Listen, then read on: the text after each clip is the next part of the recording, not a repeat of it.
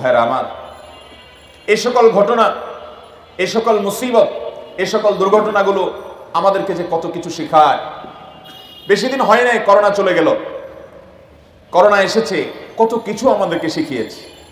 মানুষ কিভাবে স্বার্থপর হয়, সন্তানরা যাদের জন্য মানুষ চুরি, দুর্নীতি, 2 নম্বরই হারাম উপার্জন করে, যাদের জন্য মানুষ অন্যায় করে, যাদের ভবিষ্যতের জন্য নানান আল্লাহর বিধানকে লঙ্ঘন করে চলে, সেই সন্তানরা কিভাবে পর হয়ে যায়, কিভাবে স্বার্থপর হয়ে যায়, কিভাবে বাবার লাশটার কাছে পর্যন্ত যেতে চায় না মৃত্যুর ভয়ে।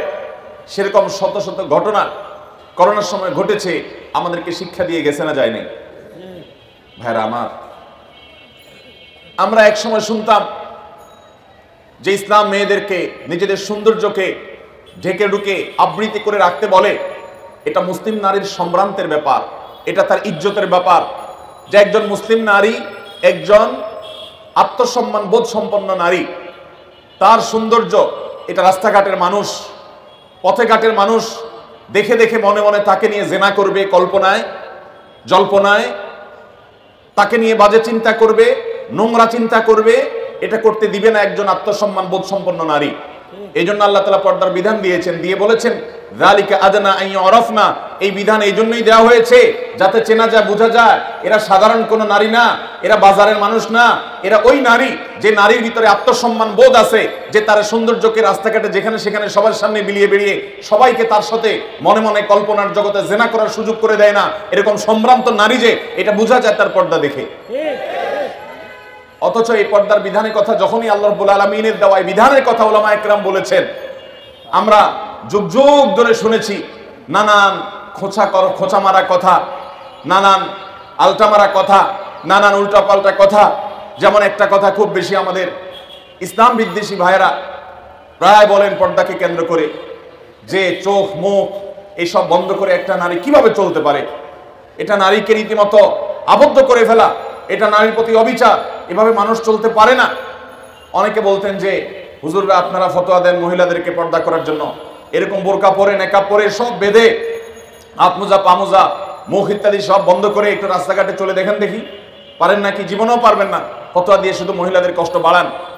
নারীদের উদ্ধারকারী হিসাবে পরিচয় দানকারী আমাদের কিছু সেকুলার ভাইয়েরা, ইসলাম বিদ্বেষী ভাইয়েরা এ ধরনের কথা বলে ওরা আমাদেরকে খোঁচাখুচি সারা জীবন করছে না, করে নাই? আল্লাহ রাব্বুল আলামিনের কি আজীব কুদরত। করোনার সময় আমরা দেখলাম যে তারা একজন পর্দানসীন নারী যেভাবে পর্দা করে, একেবারে হাতের মধ্যে গ্লাভস, পায়ের মধ্যে মোজা, মাথা থেকে পা পর্যন্ত পুরাটা এমন গাউন তারা পরেছেন যে পর্দানসীন নারীও এরকম করে না। তাহলে যেটাকে তারা বলছেন অসম্ভব, এভাবে কি মানুষ চলতে পারে?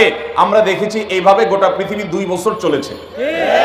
পৃথিবী যদি 2 বছর চলতে পারে তাহলে বোঝা গেল আল্লাহ তাআলা এমন কোন বিধান দেন না যেটা মানুষ দ্বারা পালন করা সম্ভব। আল্লাহ কোরআনে ঘোষণা দিয়েছেন লা ইউকাল্লিফুল্লাহু নাফসান ইল্লা, আল্লাহ সাধ্যের বাইরে কোনো কিছু মানুষের উপরে চাপিয়ে। মোহতারাম হাজরিন, করোনা কত কিছু আমাদেরকে শিখিয়ে গেছে, সে বিষয়ে আলোচনা করা আজকে আমার আলোচনার বিষয় না। কিন্তু করোনা চলে যাওয়ার পর আবার আমরা যেই সেই হয়ে গেছি, আমরা আবার আগের জায়গায় ফিরে আসছি। ভয়ঙ্কর যে ভূমিকম্পের ঘটনা ঘটলো, এই ঘটনা আমাদেরকে কত কিছু শিখিয়ে দিয়ে যায়।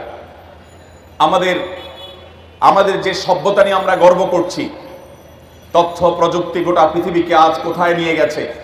আমাদের কিছু বন্ধু কোরআন এবং হাদিসকে, আল্লাহ তাআলার বিধানকে বিজ্ঞানের বিপরীতে দাঁড় করান। অনেকে বিজ্ঞানের মিটার দিয়ে কোরআন হাদিসকে মাপেন, পরখ করেন, এরপরে বিজ্ঞানের মিটারের আলোকে কোরআনের এবং আল্লাহর দেয়া বিধানের যথার্থতা মূল্যায়ন করার চেষ্টা করেন।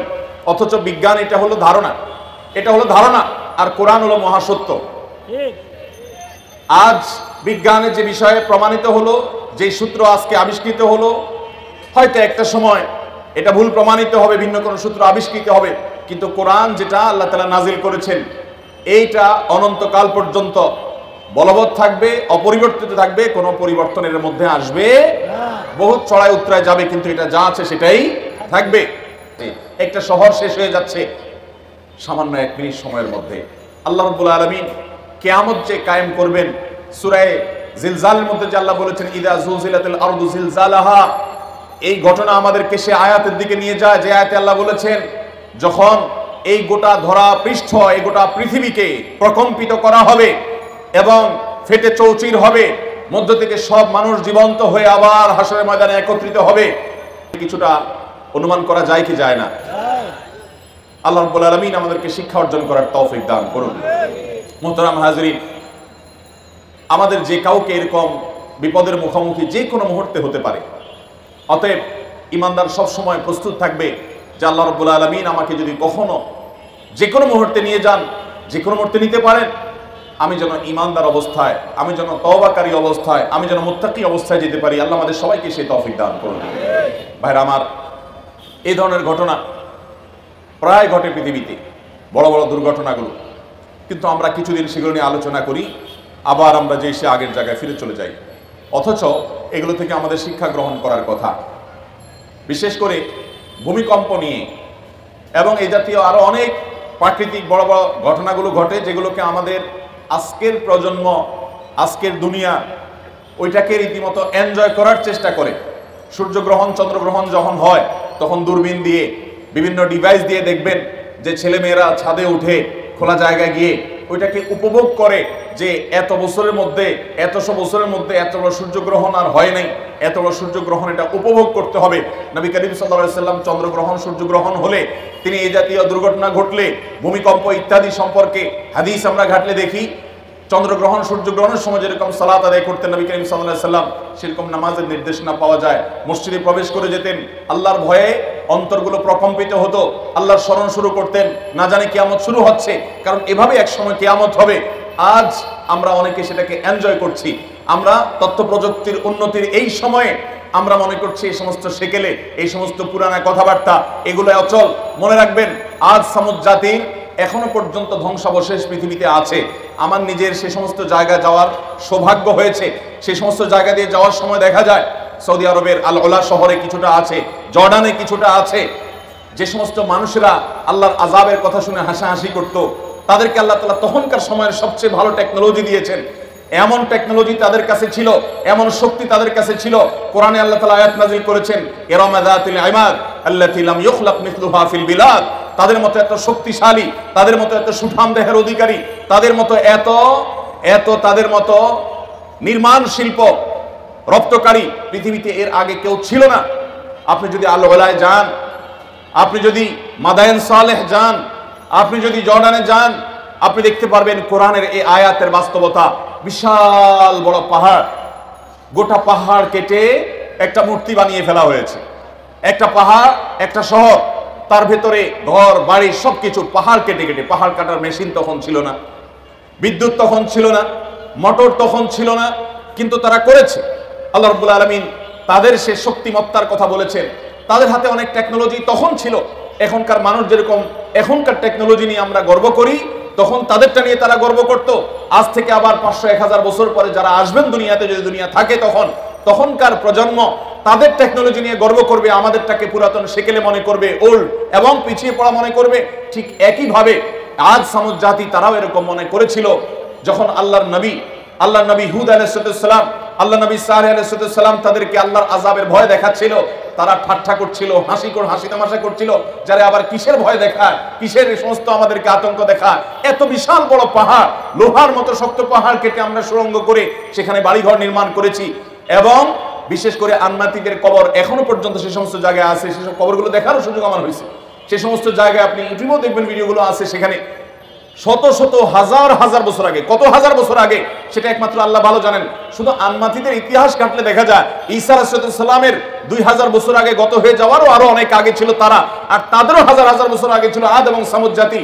এই মানুষগুলোর ধ্বংসাবশেষ এখনো পর্যন্ত ওইভাবে আল্লাহ রাব্বুল আলামিন রেখে দিয়েছেন শিক্ষা গ্রহণ করবার জন্য। তারা বহু দম্ভ করেছে পৃথিবীতে, বহু অহংকার করেছিল, তাদের টেকনোলজি নিয়ে তারা অনেক গর্ব করেছে। ভাইরা আমার, সেই গর্ব আল্লাহ রাব্বুল আলামিন মুহূর্তের মধ্যে সামান্য একটু প্রাকৃতিক দুর্যোগ, যেটাকে আমরা বলি আল্লাহর গজবের আকার দিয়ে, সেটাকে ধুলার সাথে মিশিয়ে দিয়ে কিয়ামত পর্যন্ত আগত মানুষের কাছে শিক্ষা হিসাবে রেখে দিয়েছে। ফেরাউন আল্লাহ তাআলা তার ভিতরে কিছু অলৌকিকত্ব দিয়েছিল, কিছু পাওয়ার দিয়েছিল।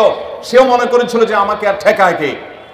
ঈমান আনে নাই আল্লাহর নবীর প্রতি, ঈমান আনে নাই আল্লাহর দাওয়াতকে, আল্লাহর নবীর দাওয়াতকে গ্রহণ করে নাই। আল্লাহ রাব্বুল আলামিন তাকে ধ্বংস করেছেন। ধ্বংস করে তার লাশ আল্লাহ তাআলা রেখে দিয়েছেন। এবং কোরআনে আল্লাহ তাআলা আয়াত নাযিল করেছেন, বিবাদানিকা লিতাকুনা লিমান খালফাকা আয়া, ও ফেরাউন, তোমার পরে পৃথিবীতে যারা আসবে তারা যেন তোমার লাশ দেখে শিক্ষা গ্রহণ করে, এই জন্য তোমার লাশকে আমি হেফাজত করবো, আল্লাহ কোরআনে ওয়াদা করেছে। এটা কষতে দেওয়া হবে না, যেভাবেই হোক মানুষ এটাকে সংরক্ষণ করতে পারবে, এটা রেখে দেওয়া হবে মানুষের শিক্ষা গ্রহণের জন্য। কিন্তু মানুষ খুব কমই শিক্ষা গ্রহণ করে।